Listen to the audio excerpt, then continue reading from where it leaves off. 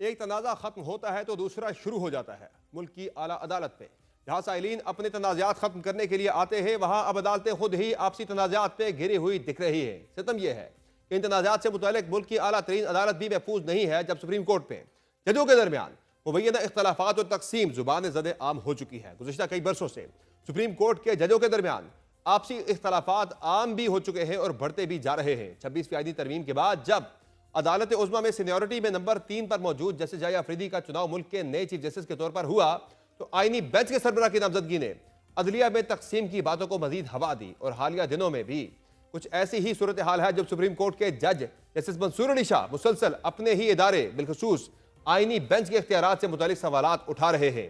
ताज़ा तरीन तनाज़ा उस वक्त शुरू हुआ जब टैक्स कवानीन से मुतालिक सिंध हाई कोर्ट के फैसले के खिलाफ कस्टम हुकाम ने सुप्रीम कोर्ट में अपील दायर की, जिसे 13 जनवरी को जस्टिस मंसूर अली शाह की सरबराही में जस्टिस आयशा मलिक और जस्टिस इरफान सादत खान पर मुश्तमिल 3 रुकनी बेंच के सामने समाअत के लिए मुकर्रर किया गया। इब्तदाई समाअत में अदालत ने रिमार्क दिया कि पहले इस बात का तयन करना होगा कि यह मामला आईनी बेंच सुनेगा या दूसरा बेंच, जिसके बाद समाअत मुलतवी कर दी गई। लेकिन 20 जनवरी के नोटिफिकेशन के तहत यह अपील जस्टिस मंसूर अली शाह के बेंच से डीलिस्ट करके आईनी बेंच को भिजवा दी गई, जिस पर जस्टिस मंसूर अली शाह ने एतराज उठाया कि कैसे अपील की समाअत के लिए नया बेंच तश्कील दे दिया गया और कैसे यह अपील आईनी बेंच को भेज दी गई। अदालत ने इस जिम्न में एडिशनल रजिस्ट्रार को तौहीन अदालत में इज़हार वजूह का नोटिस जारी कर दिया। तो सुप्रीम कोर्ट के रजिस्ट्रार ऑफिस ने एक प्रेस रिलीज में कहा कि एडिशनल रजिस्ट्रार ने गलती से यह अपील आईनी बेंच के बजाय जस्टिस मंसूर अली शाह की सरबराही वाले बेंच के सामने लगा दी थी और इस गलती पर एडिशनल रजिस्ट्रार को ओहदे से हटा दिया गया। इस दौरान तौहीन अदालत की समाअत में जस्टिस मंसूर अली शाह ने रिमार्क्स दिए कि प्रैक्टिस एंड प्रोसीजर कमेटी चलते हुए केसेस वापस ले तो अदलिया की आज़ादी तो खत्म हो गई, और जहां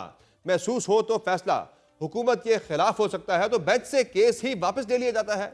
आज ये तनाज़ा मजीद गंभीर होता दिख रहा है, जब सुप्रीम कोर्ट के एडिशनल रजिस्ट्रार के खिलाफ तौहीन अदालत केस में जस्टिस मंसूर अली शाह ने इंट्रा कोर्ट अपील के बेंच पर भी खुद एतराज उठा दिया है। जस्टिस मंसूर अली शाह ने जजेस कमेटी के नाम खत में बेंच पे जस्टिस जमाल मंदोखेल और जस्टिस मोहम्मद अली बदर की शमूलियत पर एतराज उठाया है। जस्टिस मंसूर अली शाह ने लिखा है कि 23 नवंबर को जुडिशल कमीशन इजलास के बाद चीफ जस्टिस ने अपने चैम्बर में कमेटी का गैर रस्मी इजलास बुलाया, जिसमें उन्होंने तजवीज दी कि सीनियरिटी के एतबार से 5 रुकनी बेंच इंट्रा कोर्ट अपील पर बनाया जाए और बेंच में उन जजेस को शामिल ना किया जाए जो कमेटी के रुकन भी हैं। खत में जस्टिस मंसूर अली शाह ने लिखा कि चीफ जस्टिस ने कहा वो 4 रुकनी बेंच बनाना पसंद करेंगे, लेकिन सुबह मालूम हुआ कि 6 रुकनी बेंच बन गया है। जस्टिस मंसूर अली शाह का मजीद कहना था कि उन्हें बेंच पर 2 मेंबरान की हद तक एतराज है। बेंचेस इख्तियारात का केस हमसे वापस लेने का फैसला दोनों कमेटियों ने किया। कमेटियों में शामिल जजेस के फैसले पर ही सवालात हैं। कमेटी में शामिल अरकान अपने किए पर खुद जज नहीं बन सकते। मेरे एतराजात को रिकॉर्ड का हिस्सा बनाया जाए।